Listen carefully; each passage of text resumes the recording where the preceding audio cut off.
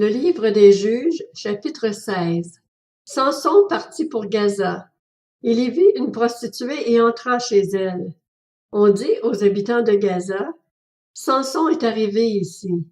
Ils l'encerclèrent et se tinrent toute la nuit en embuscade à la porte de la ville.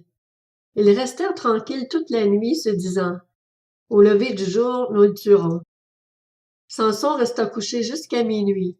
Vers minuit, il se leva, attrapa les battants de la porte de la ville, ainsi que leurs 2 montants, les arracha avec la barre, les mit sur ses épaules et les transporta au sommet de la montagne qui fait face à Hébron. Après cela, il aima une femme dans la vallée de Sorek.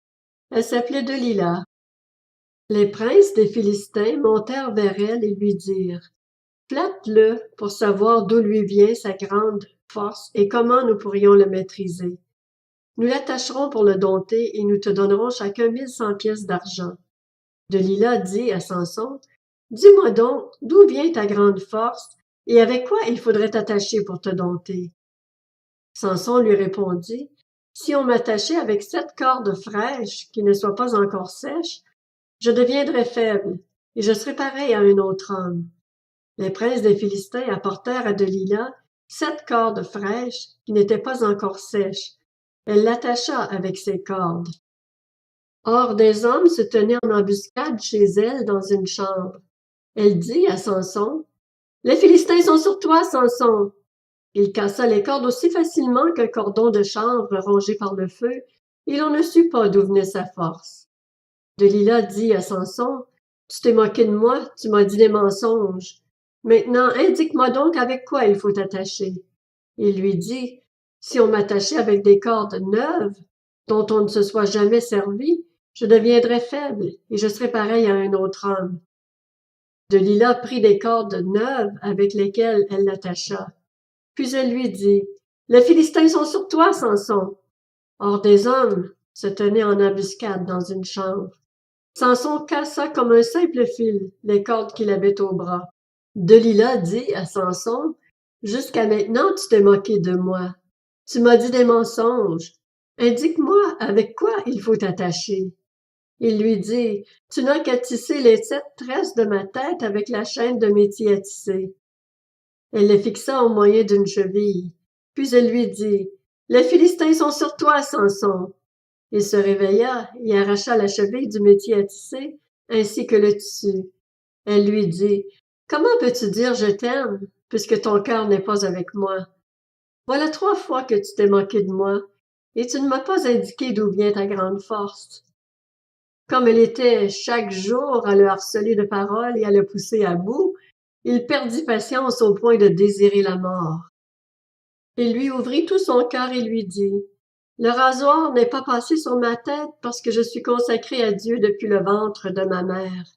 Si j'étais rasé, ma force m'abandonnerait, je deviendrais faible et je serais pareil à tout autre homme. » Voyant qu'il lui avait ouvert tout son cœur, Delila envoya appeler les princes des Philistins et leur fit dire, « Montez cette fois-ci, car il m'a ouvert tout son cœur. » Les princes des Philistins montèrent vers elle et apportèrent l'argent.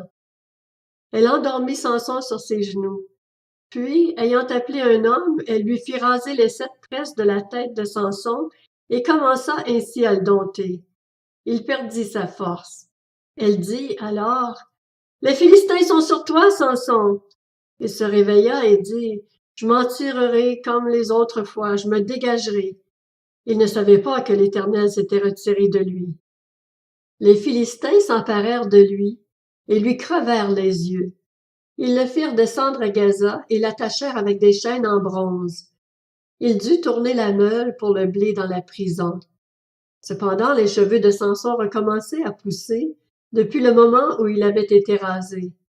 Or les princes des Philistins se rassemblèrent pour offrir un grand sacrifice à Dagon, leur dieu, et pour se réjouir.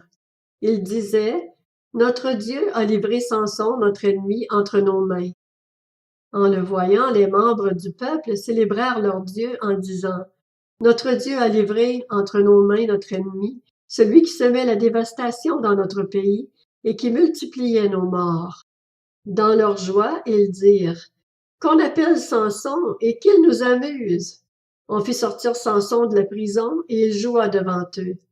Lorsqu'on le plaça entre les colonnes, Samson dit au jeune homme qui le tenait par la main, « Laisse-moi toucher les colonnes sur lesquelles repose la maison et m'appuyer contre elles. » La maison était remplie d'hommes et de femmes.